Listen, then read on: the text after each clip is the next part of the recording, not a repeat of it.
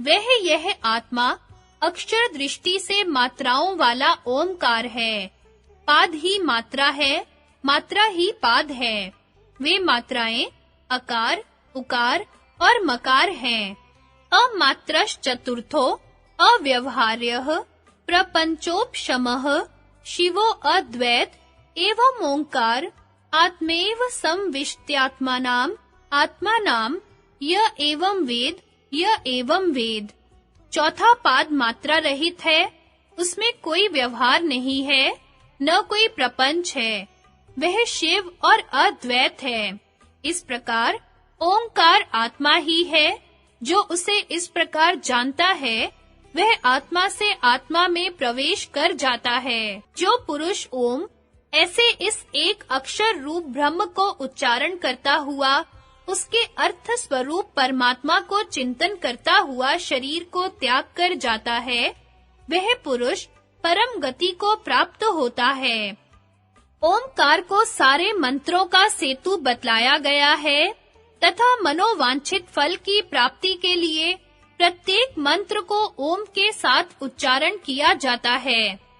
ईश्वर अर्थ और उसका शब्द ओम तथा इन दोनों का वाच्य वाचक नित्य संबंध बतलाकर अब 23वें सूत्र में बतलाए हुए ईश्वर प्रणिधान का लक्षण कहते हैं।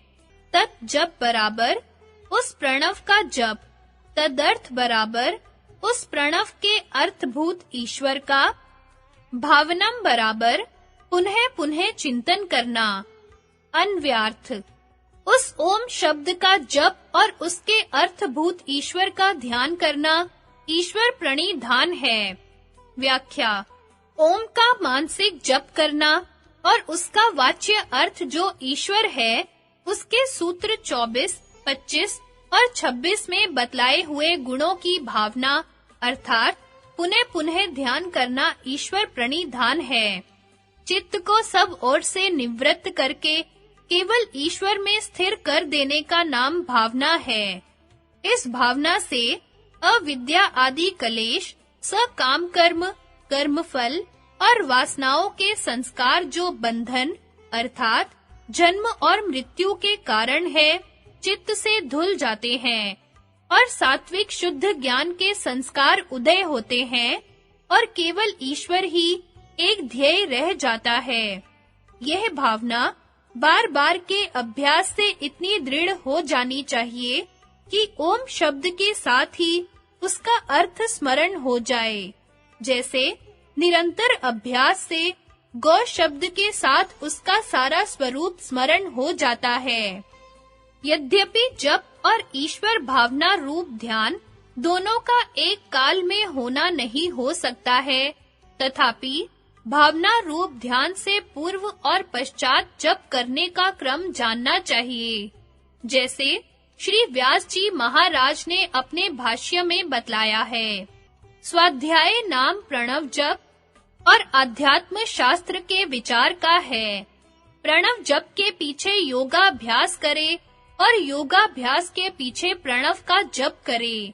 स्वाध्याय और योग इन दोनों संपत्तियों से परमात्मा प्रकाशित होते हैं। इस प्रकार ईश्वर प्रणिधान से शीघ्रतम असंप्रज्ञात समाधि लाभ होता है। अभिप्राय यह है कि ओम का जाप करके उसके अर्थों की भावना के साथ होना चाहिए। उसका क्रम इस प्रकार होगा कि पहले सूत्र 24, 25 और 26 में बतलाए हुए ईश्वर के गुणों की भावना की जाए, फिर ओम का मानसिक जाप एकाग्र वृत्ति के साथ किया जाए। यही सूत्र 23 में बतलाया हुआ ईश्वर प्रणिधान है।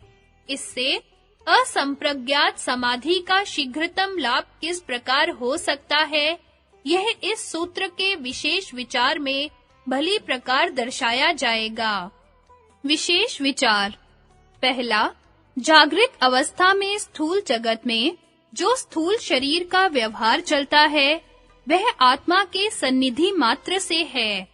इस स्थूल शरीर के साथ आत्मा के शबल स्वरूप की संज्ञा विश्व होती है। 2.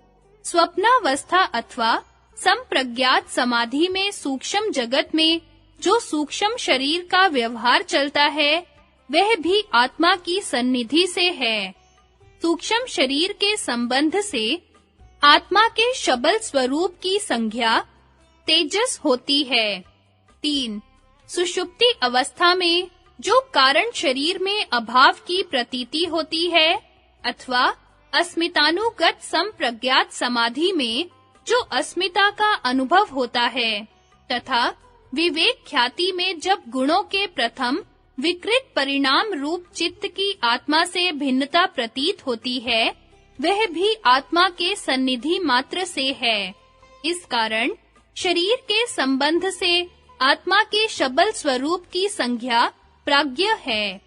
ये तीनों आत्मा के अपने शुद्ध स्वरूप नहीं है, प्रकृति के गुणों से मिश्रित हैं। इस कारण ये शबल, सगुण अथवा अपर स्वरूप हैं। इनसे परे जो आत्मा का अपना निखरा हुआ निज केवल शुद्ध स्वरूप है, वह पर अथवा निर्गुण शुद्ध है। वही स्वरूप अवस्थिति अथवा आत्मस्थिति है।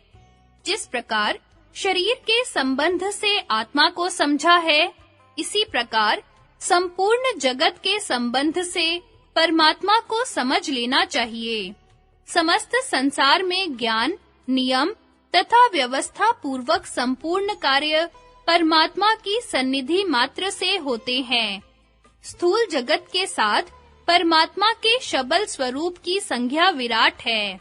इसी प्रकार सूक्ष्म जगत के संबंध से उसके शबल स्वरूप की संज्ञा हिरण्यगर्भ है तथा कारण जगत के संबंध से उसके शबल स्वरूप की संज्ञा ईश्वर है। ये तीनों परमात्मा के शबल, सगुण अर्थात अपर स्वरूप हैं, क्योंकि ये प्रकृति के गुणों में मिश्रित हैं। यह सब महिमा उसके शबल स्वरूप को ही दिखला रही है। प्रकृति से परे परमात्मा का शुद्ध निर्गुण अर्थात पर स्वरूप है, जैसे कि ऋग्वेद में बतलाया गया है। यह इतनी बड़ी तो उसकी महिमा है, परमात्मा इससे कहीं बड़ा है। सारे भूत इसका एक पाद है और उसके 3 पाद अमृत स्वरूप अपने प्रकाश में है। ओम की व्याख्या। ओम की पहली मात्रा अकार परमात्मा के विराट रूप की बोधक है, जो विश्व का उपास्य है। दूसरी मात्रा उकार हिरण्यगर्भ की बोधक है, जो तेजस का उपास्य है। तीसरी मात्रा मकार ईश्वर की बोधक है, जो प्राज्ञ का उपास्य है, जिसका प्रणिधान 23वें सूत्र में बतलाया गया है। चौथे इति विराम में सब मात्राएं समाप्त हो जाती हैं।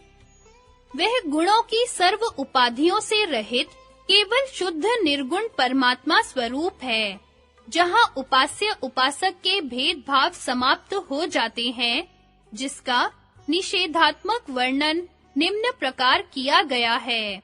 वह अदृष्ट है, उसको व्यवहार में नहीं ला सकते, उसको पकड़ नहीं सकते, उसका कोई चिन्ह नहीं है।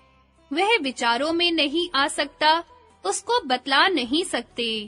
वह आत्मा है, केवल यही प्रतीति उसमें सार है। वहाँ प्रपंच का झगड़ा नहीं, वह शांत है, शिव है और अद्वैत है। उसको चौथा पाद मानते हैं, वह आत्मा है, उसी को जानना चाहिए। ओम के पाद और मात्राएं।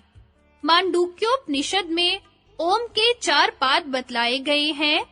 पहले पाद में पहली मात्रा अकार, दूसरे पाद में दूसरी मात्रा उकार, तीसरे पाद में तीसरी मात्रा मकार और चौथे पाद में मात्रा रहित विराम है। पहले पाद वाली अकार मात्रा में विराट विश्व और अग्नि है। दूसरे पाद वाली उकार मात्रा में हिरण्यगर्भ, तेजस और वायु है। तीसरे पाद वाली मकार मात्रा में ईश्वर, प्राज्ञ और आदित्य है।